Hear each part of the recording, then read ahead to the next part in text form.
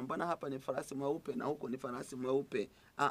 Hapa hivi ni Yesu Kristo. Lakini katika Ufunuo sura ya 6 ule mstari wa 2, huyo ni mpinga Kristo. Unaona, huyo ni mpinga Kristo ambaye amesema hapa, nikaona natazama farasi mweupe na yeye aliyempanda anauta. Yaani maana yake huyu ni wa vita, akapewa taji naye akatoka ili ashinde tena apate kushinda.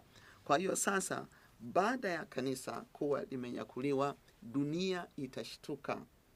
Ulimwengu utashtuka, kwa sababu kurudi kwa Yesu kutatokea kama mtikisiko, kama katetemeko ka ardhi ka kuamsha. Biblia inasema waliolala katika Kristo wataamshwa kwanza, kisha sisi tulio hai tutabadilishwa, tutapewa miili ya kimbinguni, tutabadilishwa na hao waliokuwa wamekwisha kulala katika Kristo Yesu